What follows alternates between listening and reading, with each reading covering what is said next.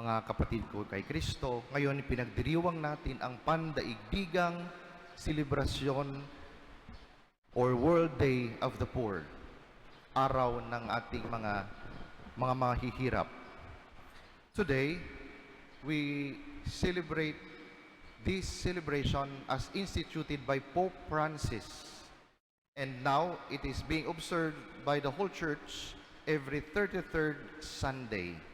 Kaya every 33rd Sunday, it is always the celebration of the World Day of the Poor. Mamaya si Bishop Eli ay magsi-celebrate din, magpipreside ng misa sa tinalagang lugar sa Tatalon para sa mga mahihirap. Pupunta po mamaya mga ibang in-invite nating mga kapatid na mga mahihirap sa Tatalon. At first, it may sound frightening, parang nakakatakot yung gospel natin kasi nararanasan natin ito ngayon. Lindol, bagyo, sakuna, gyera. But into this gospel, Jesus reminds us not to have fear, but to be faithful. Jesus reminds us also of a truth that is both sobering and comforting. Everything on earth will pass away. The temple we admire, the wealth we accumulate, the houses we build, all of it is temporary. Life on this earth is fragile, and everything we hold dear can disappear in an instant, tulad ng mga nangyari sa ibang lugar sa ating bansa. Hindi masama ang magpatayo ng magandang bahay o pagandahin ang mga ating mga ari-arian. Ang masama lamang ay kapag ang ating puso ay naipit at nakaangkla sa mga bagay na pansamantala.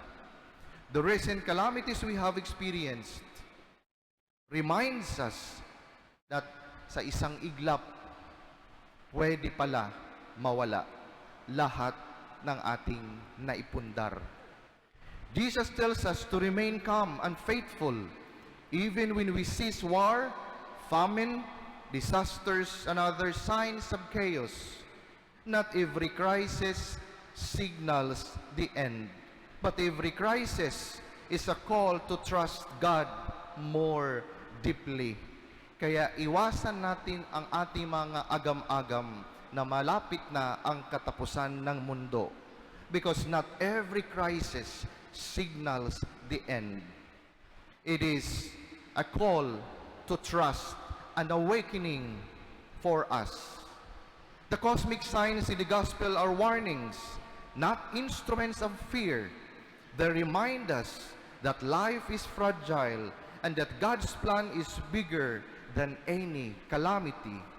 Natural lang na matakot tayo. Sino bang hindi matatakot na kaliwat kanan nagkakamatayan dahil sa lindol, na aanod sa baha? Ngunit ang takot lamang ay hindi makakatulong sa atin. Fear must lead to faith, and faith leads us to trust in God, who is always our refuge and strength. Jesus also warns us not to be deceived. This is crucial today. In a world filled with misinformation, false promises, and empty speeches, we are called to discern truth from lies. And now, my brothers and sisters, we do not need to look to understand what Jesus is warning about us. We see it in our own country. In the political crisis we face today, we have been deceived many times in many ways. Our taxes entrusted for public service and national building have been misused for personal gain. Money meant for the poor, the sick and the elderly, the farmers, the fishermen, has been pocketed, hidden, or wasted by those who promised to serve the nation.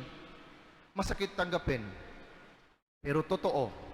May mga opisyal na ginagamit pa ang simbahan o mga gawaing kawang-gawa para itago ang kanilang kasalanan, para magmukhang mabait, para magkunwaring makadiyos, para bang kaya nilang lukuhin ang Diyos sa pamamagitan ng pagpapakita to appear good or holy. Ito ang sinasabi ni Jesus, do not be deceived, be vigilant, stand firm. Because Jesus knows the evil often hides behind beautiful appearances. Corruption often comes dressed in charity. Greed often comes disguised as kindness. Power often comes wrapped in religious language. But the gospel today calls us not to despair, but to discern. Mapagmatsyag. The Catholic Church in the Philippines has always been a strong voice against corruption. But let it be clear, let us be clear, the Church's mission is not to destabilize the government or to take sides in politics. Its concern is higher, to hold accountable those responsible for wrongdoing, to defend the poor and the vulnerable, and to ensure that justice and truth prevail in our country, in our society. Yes, prayer is important. Going to Mass, receiving the sacraments, praying daily. These are the foundation of our faith, but faith without action is incomplete. In this time of political crisis, Jesus calls us to do more than we usually do. We are called to be vigilant, discerning, and active participants in shaping our nation. Makilahok sa mga programa laban sa korupsyon. Don't just complain. Don't just post on social media. Find ways to contribute. Attend public assemblies. Support watchdog groups. Volunteer in initiatives for transparency and accountability.